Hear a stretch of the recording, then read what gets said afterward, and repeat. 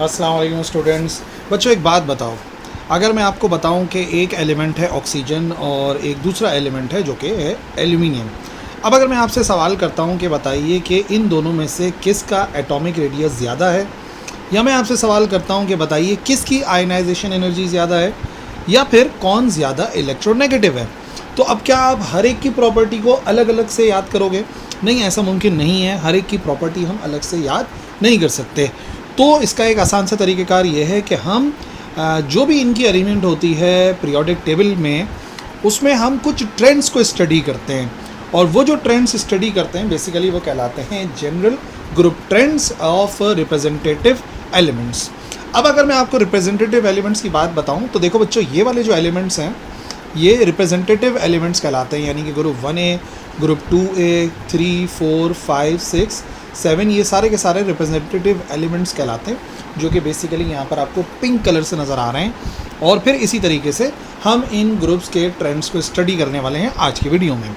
तो चलिए शुरुआत करते हैं पहले इस बात को समझने से कि आखिर ये ग्रुप ट्रेंड होता ही क्या है। देखो, एक रेगुलर वेरिएशन होती है in the properties of element. Element की प्रॉपर्टीज़ में एक रेगुलर सी वेरिएशन है। देखो, जो एक्सेप्शंस हैं वो तो डिफरेंट हैं, लेकिन जो रेगुलर वेरिएशन है कि एक प्रॉपर्टी जो है वो एक पर्टिकुलर तरीके से बदलती रहती है किसी भी ग्रुप के अंदर पीरियोडिक टेबल के, बेसिकली उसे ग्रुप ट्रेंड कहते हैं। और आज की जो वीडियो है उसके अंदर हम लोग कुछ प्रॉपर्टीज़ हैं जो कि आप देखेंगे एलिमेंट्स के हम लोग डिस्कस करेंगे, उनमें जो रेगुलर वेरिएशन आ रही है ना, हम सिर्फ उनको डिस्कस कर लेंगे, और बाकी जो एक्सेप्शंस है उसके लिए इंशाल्लाह अलग से वीडियो कवर कर लेंगे। फिलहाल आपने ये जो रेगुलर वेरिएशंस हैं जिन्हें हम ग्रुप ट्रेंड्स कहते हैं उनको समझना है, और इसको समझने के लिए 3 बातें आपने जहन में रखनी है। अगर ये 3 बातें आप क्लियर कर गए ना, तो यकीन मानो ये जो लेक्चर है ना, ये एक मरतबा देखने से आपको बेहतरीन तरीके से समझ में आ जाएगा और याद भी हो जाएगा। पहली प्रॉपर्टी है न्यूक्लियर चार्ज। याद रखना, जब भी किसी एटम के अंदर प्रोटॉन्स की तादाद ज़्यादा हो जाती है तो इसका मतलब यह है कि वो इलेक्ट्रॉन्स को ज़्यादा अपनी तरफ अट्रैक्ट करने की सलाहियत रखते हैं। यानी ज़्यादा एटॉमिक नंबर मतलब ज़्यादा प्रोटॉन, और अगर ज़्यादा प्रोटॉन है तो इसका मतलब स्ट्रॉन्गर अट्रैक्शन होगी, इलेक्ट्रॉन्स को जो न्यूक्लियस होगा वो ज़्यादा अट्रैक्ट करेगा। दूसरी प्रॉपर्टी शेल्स की तादाद है, नंबर ऑफ शेल, जो कि इस ट्रेंड को जो है वो डिसाइड करते हैं। जितने ज़्यादा शेल होंगे, याद रखना न्यूक्लियस का जो फासला है आउटर इलेक्ट्रॉन से वो बढ़ता चला जाएगा। देखो, प्रोटॉन ज़्यादा होंगे तो अट्रैक्शन बढ़ेगी, लेकिन अगर नंबर ऑफ़ शेल ज़्यादा हो रहे हैं और प्रोटॉन्स की तादाद में उतना डिफरेंस नहीं है तो याद रखिएगा बच्चों, न्यूक्लियस से आउटर इलेक्ट्रॉन्स का फासला बढ़ जाएगा। और तीसरी प्रॉपर्टी कहलाती है shielding effect. Shielding effect basically जो इनर इलेक्ट्रॉन्स होते हैं वो आउटर इलेक्ट्रॉन्स को न्यूक्लियस से महफूज करते हैं, शील्ड करते हैं, यानी कि उसकी अट्रैक्शन को कम कर देते हैं। इस इफेक्ट को क्या कहते हैं? Shielding effect. भाई देखो, इलेक्ट्रॉन को रिपेल करता है, ठीक है, तो क्या होता है कि जो इनर इलेक्ट्रॉन्स होते हैं वो बाहर वाले इलेक्ट्रॉन्स को धक्का देने लगते हैं, रिपेल करने लगते हैं, तो ऑटोमेटिकली जो अट्रैक्शन होती है न्यूक्लियस की वो कम हो जाती है। ऐसे समझो कि जो इफेक्टिव न्यूक्लियर अट्रैक्शन है वो होती है nuclear attraction minus shielding effect. अगर शील्डिंग इफेक्ट ज़ीरो है, ठीक है, यानी कि इनर इलेक्ट्रॉन सेव नहीं कर रहे आउटर इलेक्ट्रॉन्स को, तो जो इफेक्टिव न्यूक्लियर अट्रैक्शन होगी वो जनरल न्यूक्लियर अट्रैक्शन के बराबर होगी। लेकिन अगर इनर इलेक्ट्रॉन सेव कर रहे हैं, शील्ड कर रहे हैं, तो जाहिर सी बात है जो इफेक्टिव न्यूक्लियर अट्रैक्शन है वो कम होती चली जाएगी। तो 3 बातें आपने याद रखनी है, प्रोटॉन ज़्यादा तो अट्रैक्शन ज़्यादा इलेक्ट्रॉन के लिए, नंबर ऑफ़ शेल ज़्यादा तो आउटर इलेक्ट्रॉन्स का फासला ज़्यादा, और शील्डिंग इफेक्ट क्या करता है, वो जो इफेक्टिव न्यूक्लियर अट्रैक्शन होती है उसको कम करता है। ओके, अब आ जाओ पहले ट्रेंड पे। पहला ट्रेंड समझते हैं एटॉमिक रेडियस का। एटॉमिक रेडियस क्या है? देखो, अप्रॉक्सीमेट डिस्टेंस है न्यूक्लियस का आउटर मोस्ट इलेक्ट्रॉन शेल से। भाई अगर हम एक एटम की बात करें तो आपको पता है ये 2 एटम आपको नज़र आ रहे हैं। इन दोनों एटम्स के न्यूक्लियाई के दरमियान का जो फासला है, मान लो मैंने उसको मेजर कर लिया, वो इधर से लेके इधर तक का फासला होगा। अब अगर मुझे मालूम करना है कि एटॉमिक रेडियस कितना है, तो बड़ा आसान सा काम है। जो डिस्टेंस होगा 2 न्यूक्लियाई के दरमियान का, उसको हम आधा कर देंगे, हाफ कर देंगे, तो एटॉमिक रेडियस पता लग जाएगा। मतलब कि अगर ये न्यूक्लियस है और ये आउटर मोस्ट इलेक्ट्रॉन शेल है, तो इनके दरमियान का जो फासला होता है this is known as atomic radius. ठीक है, वो इधर से नाप लो या इधर से नाप लो। अब अगर ट्रेंड की बात की जाए कि ग्रुप जो कि ऊपर से नीचे की तरफ आता है, यानी कि ट्रेंड अगर मुझे दिखना है डाउन दी ग्रुप, तो वो क्या है? मान लो हमने जो है वो 1A ग्रुप की बात करी तो अल्कली मेटल्स हैं, लिथियम है, सोडियम है, पोटेशियम है, रुबीडियम वगैरह, ये इस तरीके से नीचे की तरफ एक ट्रेंड चल रहा है, ऊपर से नीचे की तरफ। वो ट्रेंड क्या है बच्चों? एटॉमिक रेडियस बढ़ता है। अगर हम ग्रुप के डाउन जाते हैं तो एटॉमिक रेडियस बढ़ता है। अब क्यों बढ़ता है? याद रखना, नंबर ऑफ़ शेल्स बढ़ जाते हैं, और नंबर ऑफ़ शेल्स बढ़ने का मतलब यह है कि एटॉमिक रेडियस ज़्यादा हो जाएगा। भाई अगर एक शेल है तो जाहिर सी बात है एटॉमिक रेडियस कम होगा। अगर 2 शेल हैं तो उसका न्यूक्लियस से फासला बढ़ेगा। न्यूक्लियस से फासला बढ़ने का मतलब एटॉमिक रेडियस भी क्या हो जाएगा? बढ़ जाएगा। तो याद रखना, यहाँ पर लिथियम की अगर आप बात करो तो मान लो कि 2 शेल हैं, 3 शेल हैं, 4 शेल हैं, 5 हैं, 6 हैं और 7 हैं। तो इसका मतलब जितना ज़्यादा हम ग्रुप में नीचे की तरफ जाते रहते हैं, नंबर ऑफ़ शेल्स बढ़ते रहते हैं, और नंबर ऑफ़ शेल्स बढ़ने की वजह से एटॉमिक रेडियस भी बढ़ता रहता है। ठीक है, ये हो गया हमारे एटॉमिक रेडियस का ट्रेंड डाउन अ ग्रुप। अब अगर बात की जाए अक्रॉस अ पीरियड, अक्रॉस यानी कि लेफ़्ट टू राइट अगर हम किसी पीरियड में जाते हैं तो याद रखना है जो एटॉमिक रेडियस है वो डिक्रीज़ होता है। क्यों डिक्रीज़ होता है किसी भी पीरियड में? मिसाल के तौर पे सेकेंड पीरियड की मिसाल ले रहा हूँ। लिथियम है, बेरिलियम है, boron, carbon, nitrogen, oxygen, fluorine और नियॉन है। तो अगर हम बात करें एटॉमिक रेडियस की तो एटॉमिक रेडियस डिक्रीज़ होता है लेफ़्ट टू राइट, यानी कि अक्रॉस अ पीरियड। अब क्यों है? देखो, लिथियम के पास 3 प्रोटॉन हैं, बेरिलियम के पास 4 हैं, 5 बोरॉन के पास हो गए। इस तरीके से आते आते फ्लोरीन के पास 9 हैं और नियॉन के पास 10 आ गए। अब प्रोटॉन्स की तादाद बढ़ने का मतलब यह है कि न्यूक्लियर अट्रैक्शन बढ़ेगी, और न्यूक्लियर अट्रैक्शन बढ़ने का मतलब ये हो गया कि जो रेडियस है एटॉमिक रेडियस वो कम से कम होता चला जाएगा। सही है। अब ये सवाल तो आप मुझे उस वक्त भी बोल सकते थे, मतलब आप अभी कर सकते हो सवाल कि भाई जब ग्रुप में हम ऊपर से नीचे जा रहे थे, ठीक है ना, अभी देखो ज़रा, हम जब ग्रुप में ऊपर से नीचे जा रहे हैं तब भी तो प्रोटॉन की तादाद बढ़ी रही है। यहाँ पर 3 प्रोटॉन है, यहाँ पे 11 हैं, यहाँ पे 19 हैं। तो बच्चों बात यह है कि यहाँ पर नंबर ऑफ़ शेल्स भी तो बढ़ते चले जा रहे हैं, तो शेल बढ़ते जाएंगे तो एटॉमिक रेडियस बढ़ेगा। जबकि अगर आप अभी पीरियड्स की बात करोगे तो पीरियड में इसके कितने शेल हैं? 2 हैं। इसके कितने शेल हैं? इसके कितने शेल हैं? यहाँ पर 2 आ गए। इसके कितने हैं? 2 हैं। इसके कितने? 2 हैं। तो यहाँ पे शेल्स की तादाद पे फ़र्क नहीं पड़ रहा ना, प्रोटॉन की तादाद बढ़ रही है। और जब प्रोटॉन की तादाद बढ़ेगी तो बड़ी सीधी सी बात है, प्रोटॉन का मतलब ज़्यादा अट्रैक्शन, और ज़्यादा अट्रैक्शन का मतलब वो इलेक्ट्रॉन्स को अपनी तरफ खींचेंगे, और जब हम इलेक्ट्रॉन्स को अपनी तरफ खींचेंगे तो जो एटॉमिक रेडियस है वो ऑटोमेटिकली कम होता चला जाएगा। तो सिंपल सी लॉजिक क्या बनी? अब एक बात बताओ, इन चारों में से, मेरा आपसे सवाल है, कमेंट कर देना कि इन चारों में से किसका एटॉमिक रेडियस सबसे ज़्यादा होगा? सोडियम, मैग्नीशियम, पोटेशियम या कैल्शियम? ठीक है, अभी वीडियो को रोको और नीचे कमेंट करके बताओ ज़रा क्या समझ में आया आपको, इनमें से किसका एटॉमिक रेडियस ज़्यादा है। चलो बैक टू द लेक्चर। यानी कि अब आप ट्रेंड समझ गए कि अगर हम इस तरीके से लेफ़्ट टू राइट जाते हैं पीरियड्स के अंदर तो एटॉमिक रेडियस डिक्रीज़ होता है, और अगर ऊपर से नीचे आते हैं किसी भी ग्रुप के अंदर तो एटॉमिक रेडियस जो है वो इंक्रीज़ हो जाता है। दूसरी प्रॉपर्टी आयनाइजेशन एनर्जी।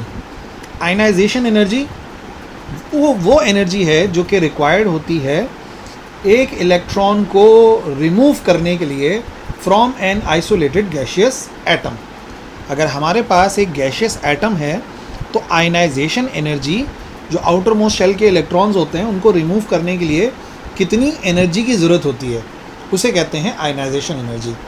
मतलब ये कि अगर इलेक्ट्रॉन को रिमूव करना आसान है तो आयनाइजेशन एनर्जी कम है, अगर इलेक्ट्रॉन को रिमूव करना डिफ़िकल्ट है तो आयनाइजेशन एनर्जी ज़्यादा है। तो पहले ग्रुप की बात करते हैं। अगर हम बात कर लें उसी की अल्कली मेटल्स की, तो लॉजिक ये कहती है कि आयनाइजेशन एनर्जी जो है वो डिक्रीज़ होनी चाहिए। क्यों डिक्रीज़ होनी चाहिए? क्योंकि एटॉमिक रेडियस बढ़ता है। अब ये भी हमने सीखा कि ऊपर से नीचे आते हुए नंबर ऑफ़ शेल्स बढ़ते हैं, एटॉमिक रेडियस बढ़ता है। तो एटॉमिक रेडियस बढ़ने की वजह से क्या होगा कि जो आउटर मोस्ट इलेक्ट्रॉन होंगे वो लूजली बाउंडेड हो जाएंगे, मतलब न्यूक्लियस उन्हें उतना ज़्यादा अट्रैक्ट नहीं करेगा क्योंकि उनका फासला बढ़ गया है। इसका मतलब ये हो गया कि उनको रिमूव करना आसान है, मतलब आयनाइजेशन एनर्जी कम है। तो आप आयनाइजेशन एनर्जी का रिलेशन समझ जाएं, रेडियस के साथ वो इन्वर्स है। रेडियस ज़्यादा, आयनाइजेशन एनर्जी कम, सही है। और अगर रेडियस कम तो आयनाइजेशन एनर्जी ज़्यादा हो जाएगी। तो अगर हम ग्रुप के ट्रेंड की बात करें ऊपर से नीचे की तरफ, तो याद रखना बच्चों, आयनाइजेशन एनर्जी जो है वो ग्रुप में ऊपर से नीचे कम होती चली जाती है। और अगर अक्रॉस अ पीरियड बात कर लें तो देखो, एटॉमिक रेडियस डिक्रीज़ होता है अक्रॉस अ पीरियड। अभी हमने सीखा, क्योंकि प्रोटॉन्स की तादाद बढ़ जाती है तो जो अट्रैक्शन है वो स्ट्रॉन्गर हो जाएगी। जब अट्रैक्शन स्ट्रॉन्गर हो जाएगी तो इलेक्ट्रॉन्स को रिमूव करना डिफ़िकल्ट होगा, और अगर इलेक्ट्रॉन्स को रिमूव करना डिफ़िकल्ट होगा तो याद रखना आयनाइजेशन एनर्जी बढ़ेगी। मतलब जो फ्लोरीन की आयनाइजेशन एनर्जी है वो बेसिकली लिथियम से ज़्यादा होगी। क्यों? क्योंकि ऐसे लेफ़्ट टू राइट जाते हुए एक बात कंफर्म हो गई कि रेडियस कम होगा, रेडियस कम तो अट्रैक्शन ज़्यादा तो इलेक्ट्रॉन को रिमूव करना डिफ़िकल्ट हो जाएगा। तो आप ये बात समझ गए कि रेडियस का आयनाइजेशन के साथ जो ताल्लुक़ है वो इन्वर्स है। एटॉमिक रेडियस बढ़ेगा, आयनाइजेशन एनर्जी कम होती चली जाएगी। तो देख लो दोबारा से, ऊपर से नीचे आते हुए हमें एक बात समझ में आती है कि भाई एटॉमिक रेडियस बढ़ता है, एटॉमिक रेडियस बढ़ेगा तो इलेक्ट्रॉन की अट्रैक्शन कम हो जाएगी न्यूक्लियस की तरफ, मतलब रिमूव करना आसान होगा, तो आयनाइजेशन एनर्जी डिक्रीज़ होगी। लेफ़्ट टू राइट जाते हुए एटॉमिक रेडियस कम होता रहता है, क्योंकि प्रोटॉन्स की तादाद बढ़ती रहती है, अट्रैक्शन बढ़ती रहती है, तो इलेक्ट्रॉन को रिमूव करना डिफ़िकल्ट हो जाता है। It means ionization energy increases across a period from left to right. तीसरी प्रॉपर्टी, इलेक्ट्रोनेगेटिविटी। इलेक्ट्रोनेगेटिविटी कैसे वेरी करती है? तो पहले तो प्रॉपर्टी को समझो। इलेक्ट्रोनेगेटिविटी का मतलब होता है टेंडेंसी ऑफ एन एटम। एक एटम की टेंडेंसी होती है involve in a covalent bond, वो जो कि कोवेलेंट बॉन्ड के अंदर इन्वॉल्व होगा, to attract shared pair of electron towards itself. यानी कि एटम की वो सलाहियत है जो कि वो शेयर्ड पेयर ऑफ इलेक्ट्रॉन को अपनी तरफ खींचता है, अट्रैक्ट करता है, और जबकि वो इन्वॉल्व होता है किसी कोवेलेंट बॉन्ड में। तो इलेक्ट्रोनेगेटिविटी का ताल्लुक है शेयर्ड पेयर ऑफ इलेक्ट्रॉन को अट्रैक्ट करने से। सिंपल लफ्ज़ों में ये समझो। तो अगर मिसाल के तौर पर ज़्यादा टेंडेंसी है अट्रैक्ट करने की शेयर्ड पेयर ऑफ इलेक्ट्रॉन को, तो मतलब वो ज़्यादा इलेक्ट्रोनेगेटिव है, इलेक्ट्रोनेगेटिविटी ज़्यादा है। अदरवाइज़ इसका रिवर्स करो, उल्टा हो जाएगा। अब अगर मैं ग्रुप की बात करूं, वही अल्कली मेटल की एग्जांपल को सपोज़ करें, ऊपर से नीचे की तरफ जाएं, तो याद रखना इलेक्ट्रोनेगेटिविटी डिक्रीज़ होगी। क्यों इलेक्ट्रोनेगेटिविटी डिक्रीज़ होगी? क्योंकि एटॉमिक रेडियस बढ़ जाएगा। अब क्या हुआ एटॉमिक रेडियस के बढ़ने से? एटॉमिक रेडियस बढ़ेगा तो शील्डिंग इंक्रीज़ हो जाएगी, और जब शील्डिंग इंक्रीज़ हो जाएगी तो जो अट्रैक्शन है for shared pair of electron वो ऑटोमेटिकली डिक्रीज़ हो जाएगी। देखो, बड़ी सिंपल सी लॉजिक ये है कि जितना हम एटॉमिक रेडियस को बढ़ाते रहते हैं, क्यों? क्योंकि नंबर ऑफ़ शेल बढ़ते हैं, ऊपर से नीचे आते हुए शेल की तादाद बढ़ती है। जब शेल की तादाद बढ़ती है तो एटॉमिक रेडियस बढ़ता है, और जब एटॉमिक रेडियस बढ़ता रहेगा तो याद रखना शील्डिंग ज़्यादा होती रहेगी। यानी जो इनर इलेक्ट्रॉन्स होंगे वो आउटर इलेक्ट्रॉन्स को सेव करेंगे, शील्ड करेंगे। तो नतीजे में क्या होगा कि वो उनको शील्ड करते हुए जो अट्रैक्ट करने की सलाहियत है शेयर्ड पेयर ऑफ इलेक्ट्रॉन को, वो ऑटोमेटिकली डिक्रीज़ होती चली जाएगी। तो अगर हम बात करें यहाँ पर इलेक्ट्रोनेगेटिविटी की, so it decreases from top to down in a group. Across a period इसका उल्टा कर लो। देखो, न्यूक्लियर चार्ज इंक्रीज़ होता है, ये बात हम जानते हैं, प्रोटॉन्स की तादाद बढ़ती रहती है अक्रॉस अ पीरियड। इसकी वजह से एटॉमिक रेडियस डिक्रीज़ होता रहता है, एटॉमिक रेडियस छोटा होता रहेगा। अच्छा, छोटा क्यों हो रहा होता है? क्योंकि न्यूक्लियर चार्ज बढ़ रहा होता है, न्यूक्लियस की तरफ अट्रैक्शन बढ़ रही होती है। तो जाहिर सी बात है, जब न्यूक्लियस की तरफ अट्रैक्शन बढ़ेगी, न्यूक्लियस से पॉजिटिव चार्ज है तो वो ज़्यादा शेयर्ड पेयर ऑफ इलेक्ट्रॉन को अपनी तरफ खींचेगा। प्रोटॉन्स की तादाद बढ़ने से अट्रैक्शन बढ़ती है बच्चों। तो इसका मतलब ये हो गया कि जो इलेक्ट्रोनेगेटिविटी है वो बढ़ती है लेफ़्ट टू राइट, यानी कि अक्रॉस अ पीरियड। और यही वजह है, एक बड़ी इंपॉर्टेंट आपको प्रॉपर्टी बताता हूँ, उससे आप पूरी इलेक्ट्रोनेगेटिविटी याद करोगे। कौन सा एलिमेंट है जो सबसे ज़्यादा इलेक्ट्रोनेगेटिव है पूरे पीरियोडिक टेबल के अंदर, पूरे रिप्रेजेंटेटिव एलिमेंट्स के अंदर? वो कौन सा एलिमेंट है जो सबसे ज़्यादा इलेक्ट्रोनेगेटिव है? अभी मैंने आपको बताया, अगर हम ऊपर से नीचे आते हैं तो इलेक्ट्रोनेगेटिविटी कम होती है, और जब हम लेफ़्ट टू राइट जाते हैं तो इलेक्ट्रोनेगेटिविटी बढ़ती है। तो वो एलिमेंट जो कि टॉप यानी कि टॉप राइट पे मौजूद होगा हमारे रिप्रेजेंटेटिव एलिमेंट्स में, उसको उनको हटा दो, अपना जो गैसेस हैं नोबल गैसेस उनको हटा दो, उसके अलावा वो एटम सबसे ज़्यादा, वो एलिमेंट सबसे ज़्यादा इलेक्ट्रोनेगेटिव होगा जो कि टॉप राइट पर पाया जाएगा पीरियोडिक टेबल के, and that is fluorine. Fluorine से आप पूरी की पूरी बात समझ जाओगे और कोई भी ट्रेंड आप पता कर सकते हैं इलेक्ट्रोनेगेटिविटी का। आप देख सकते हो आपको यहाँ पर फ्लोरीन नज़र आ रहा है, तो इसका मतलब ये हो गया कि ओवरऑल इलेक्ट्रोनेगेटिविटी ऐसे करके बढ़ती है, मतलब नीचे से ऊपर की तरफ बढ़ती चली जा रही है ऐसे, और मोस्ट इलेक्ट्रोनेगेटिव एटम जो है वो फ्लोरीन है एक्चुअली।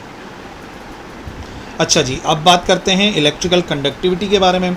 इलेक्ट्रिकल कंडक्टिविटी मटेरियल की कैपेबिलिटी है, सलाहियत है टू कंडक्ट इलेक्ट्रिसिटी। मतलब ये बड़ी सीधी सी बात है कि अगर वो इलेक्ट्रिक करंट को पास करने की सलाहियत रखते हैं तो मतलब उनमें इलेक्ट्रिकल कंडक्टिविटी ज़्यादा है, और अगर वो रोकते हैं या सलाहियत कम है तो इसका मतलब इलेक्ट्रिकल कंडक्टिविटी कम हो जाएगी। तो इसका एक बड़ा सिंपल सा ट्रेंड है, याद रखना, metals are generally good conductors of electricity due to the presence of free electrons, और नॉन मेटल जो है वो जनरली पुअर कंडक्टर्स होते हैं। तो जहाँ कहीं आप मेटल्स देखेंगे यानी कि ग्रुप 1 और 2A, इनकी इलेक्ट्रिकल कंडक्टिविटी हाई होती है, ठीक है ना, 1 और 2 ग्रुप। 3 में इलेक्ट्रिकल कंडक्टिविटी कम हो जाती है, मॉडरेट होती है। ग्रुप 4 की वेरिएबल होती है इलेक्ट्रिकल कंडक्टिविटी, जैसे कार्बन की मिसाल ले लो। कार्बन की मुख्तलिफ स्टेट्स होती हैं, लेकिन बहरहाल ओवरऑल पुअर है। सिलिकॉन की मॉडरेट है, जर्मेनियम की मॉडरेट है, टिन मॉडरेट है, और लेड की जो है वो बहुत ही पुअर है। अब हम पुअर की तरफ ही जाते चले जा रहे हैं ना। 5 है मॉडरेट इलेक्ट्रिकल कंडक्टिविटी, 6 में चले गए तो बहुत ही पुअर, 7 में चले गए तो बहुत ही पुअर। और याद रखना नोबल गैसेज जो है वो एक्सट्रीमली लो इलेक्ट्रिकल कंडक्टिविटी रखते हैं। यानी कि ओवरऑल ऐसा समझ जाओ कि अगर आप ग्रुप्स की बात करो तो ग्रुप 1A और 2A क्योंकि मेटल्स हैं, they are very good conductors, और जैसे हम लेफ़्ट टू राइट जाते रहते हैं 1 ग्रुप से 2 ग्रुप, 3 ग्रुप, 4 और नोबल गैसेस, तो इलेक्ट्रिकल कंडक्टिविटी डिक्रीज़ होती रहती है। ऑक्सीडेशन स्टेट्स की बात करते हैं। चलो, ऑक्सीडेशन स्टेट्स क्या हैं? Oxidation state basically assign charge होता है किसी भी एटम का किसी कंपाउंड में, या ion based on electron accounting जो होती है वो जो है कहलाती है ऑक्सीडेशन स्टेट। और ऑक्सीडेशन स्टेट याद करने का बड़ा आसान सा तरीका है, ग्रुप 1A ओवरऑल देखा जाए तो यहाँ पर जो आपको लिथियम नज़र आ रहा है, सोडियम नज़र आ रहा है, पोटेशियम, रुबीडियम, इसका ताल्लुक ग्रुप 1A से है, इनका ऑक्सीडेशन नंबर +1 होता है।